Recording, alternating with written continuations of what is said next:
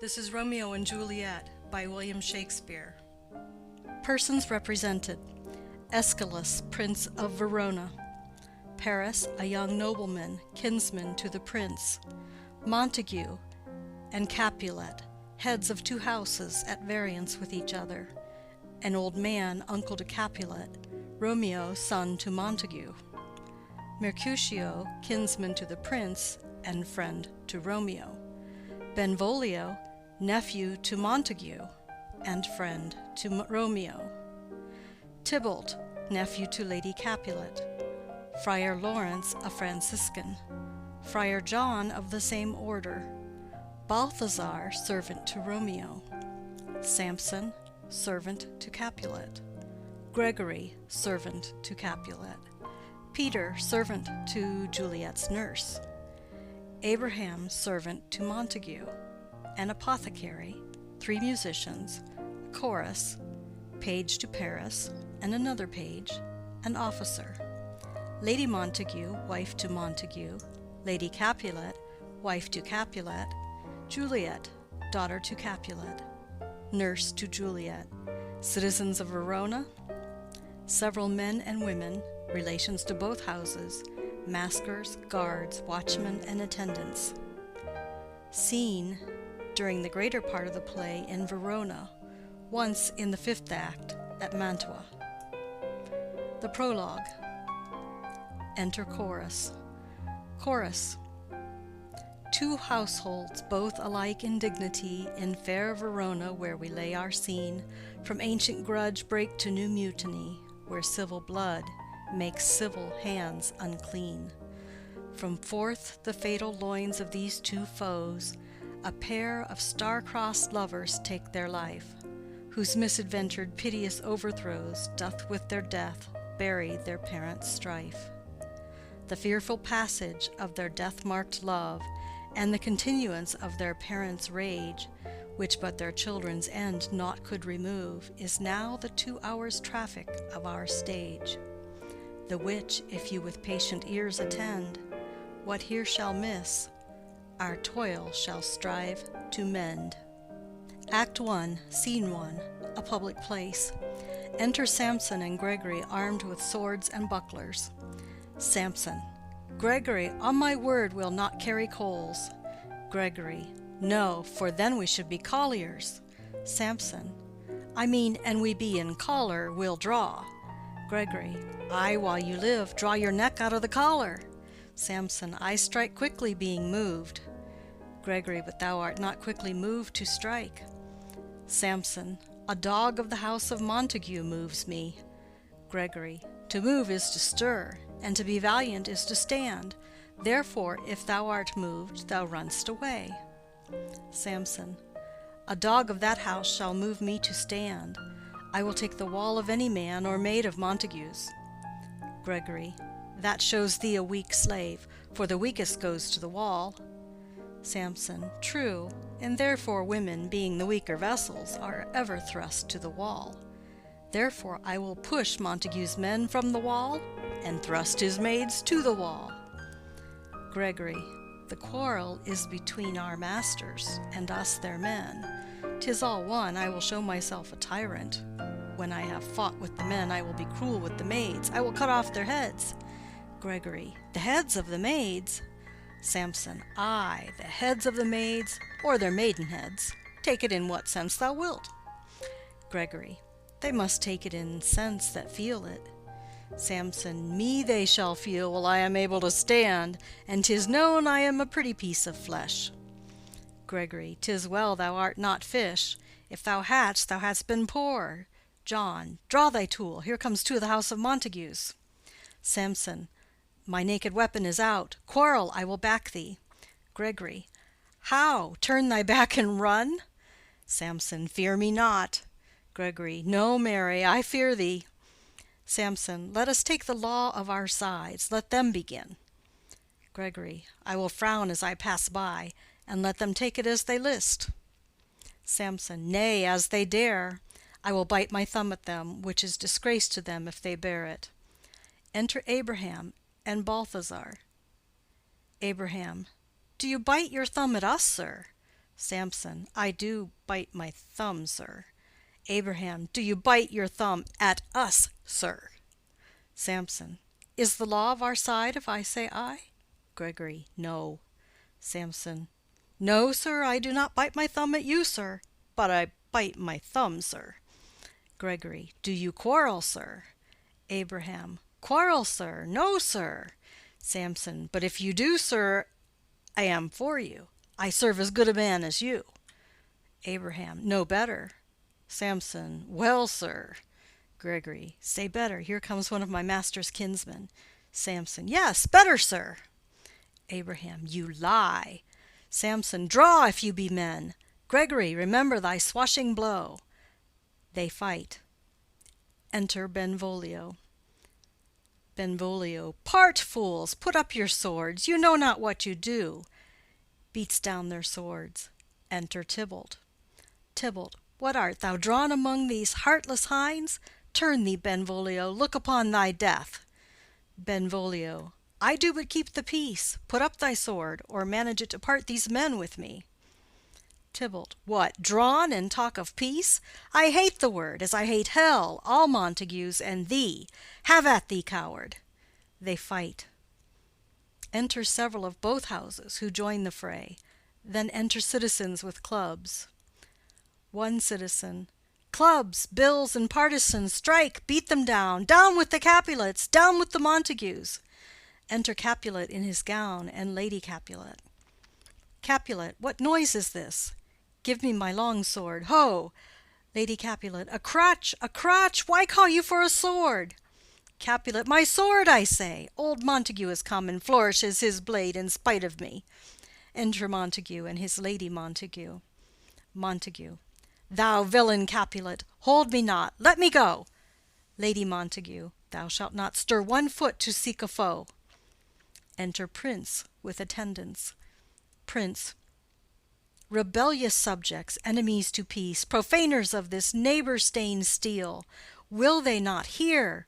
What ho, you men, you beasts, that quench the fire of your pernicious rage with purple fountains issuing from your veins? On pain of torture from those bloody hands, throw your mistempered weapons to the ground, and hear the sentence of your moved prince.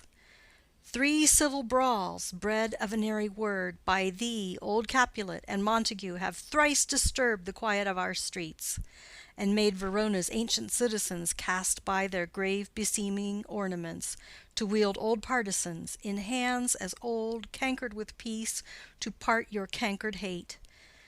If ever you disturb our streets again, your lives shall pay the forfeit of the peace. For this time all the rest depart away. You, Capulet, shall go along with me, and Montague, come you this afternoon, to know our further pleasure in this case, to old Freetown, our common judgment place. Once more, on pain of death, all men depart.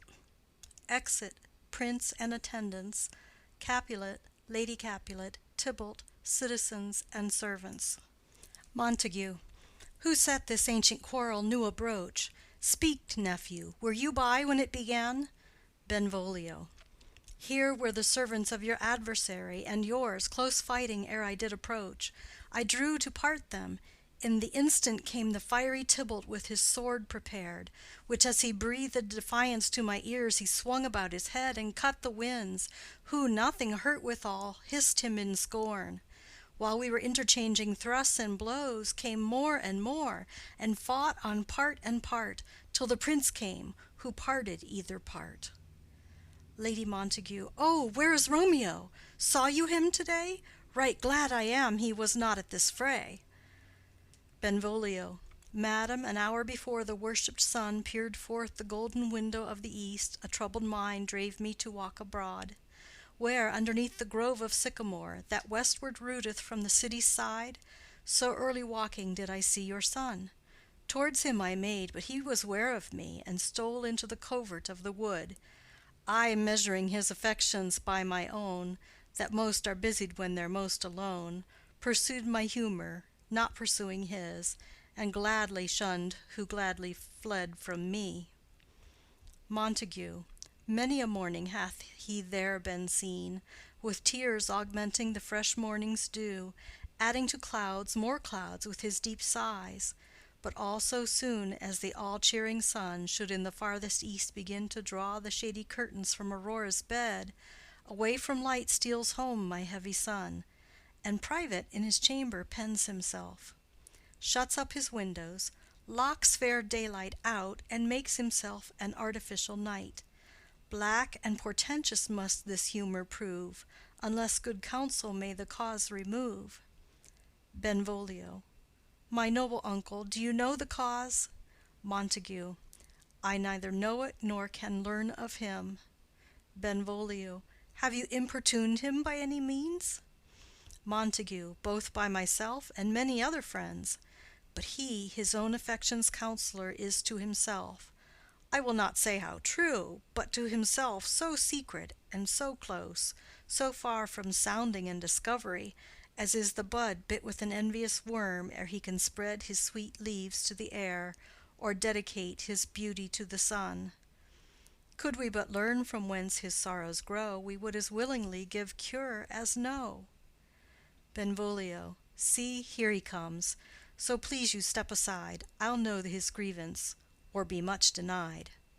Montague. I would thou wert so happy by thy stay to hear true shrift. Come, madam, let's away. Exit Montague and lady. Enter Romeo. Benvolio. Good morrow, cousin. Romeo. Is the day so young? Benvolio. But new struck 9. Romeo. Ay me, sad hours seem long. Was that my father that went hence so fast? Benvolio. It was. What sadness lengthens Romeo's hours? Romeo. Not having that which having makes them short. Benvolio. In love? Romeo. Out. Benvolio. Of love? Romeo. Out of her favor where I am in love. Benvolio. Alas, that love, so gentle in his view, should be so tyrannous and rough in proof. Romeo. Alas, that love, whose view is muffled still, should without eyes see pathways to his will. Where shall we dine? O me! What fray was here? Yet tell me not, for I have heard it all. Here's much to do with hate, but more with love.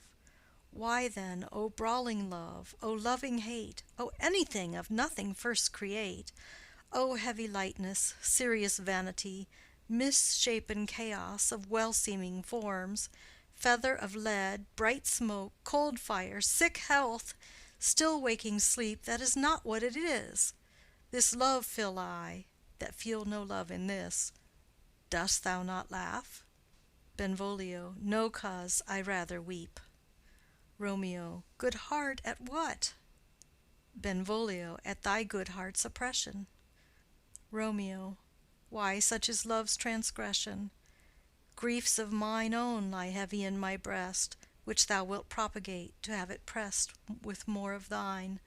This love that thou hast shown doth add more grief to too much of mine own. Love is a smoke raised with the fume of sighs, being purged, a fire sparkling in lovers' eyes, being vexed, a sea nourished with lovers' tears. What is it else? A madness most discreet, a choking gall and a preserving sweet. Farewell, my coz. Going. Benvolio. Soft, I will go along, and if you leave me so, you do me wrong. Romeo. Tut, I have lost myself. I am not here. This is not Romeo, he's some other where. Benvolio. Tell me in sadness, who is that you love? Romeo. What, shall I groan and tell thee? Benvolio. Groan? Why no, but sadly tell me who. Romeo. Bid a sick man in sadness make his will. Ah, word ill urged to one that is so ill. In sadness, cousin, I do love a woman. Benvolio. I aimed so near when I supposed you loved. Romeo. A right good markman, and she's fair I love. Benvolio. A right fair mark, fair coz, is soonest hit. Romeo. Well, in that hit you miss. She'll not be hit with Cupid's arrow. She hath Dian's wit, and in strong proof of chastity well armed, from love's weak childish bow she lives unharmed. She will not stay the siege of loving terms, nor bide the encounter of assailing eyes, nor ope her lap to saint-seducing gold. Oh, she's rich in beauty, only poor that when she dies, with beauty dies her store. Benvolio, then she hath sworn that she will still live chaste? Romeo, she hath, and in that sparing makes huge waste. For beauty, starved with her severity, cuts beauty off from all posterity. She is too fair, too wise, wisely too fair, to merit bliss by making me despair. She hath forsworn to love, and in that vow do I live dead that live to tell it now. Benvolio, be ruled by me, forget to think of her. Romeo, oh, teach me how I should forget to think. Benvolio, by giving liberty unto thine eyes, examine other beauties. Romeo, 'tis the way to call hers exquisite in question more. These happy masks that kiss fair ladies' brows, being black, puts us in mind they hide the fair. He that is struck and blind cannot forget the precious treasure of his eyesight lost. Show me a mistress that is passing fair. What doth her beauty serve but as a note where I may read who passed that passing fair? Farewell, thou canst not teach me to forget. Benvolio, I'll pay that doctrine, or else die in debt. Exit. End of Scene 1. Scene 2. A street. Enter Capulet, Paris, and servant. Capulet. But Montague is bound as well as I, in penalty alike, and 'tis not hard, I think, for men so old as we to keep the peace. Paris. Of honorable reckoning are you both, and pity 'tis you lived at odds so long. But now, my lord, what say you to my suit? Capulet. But saying o'er what I have said before, my child is yet a stranger in the world.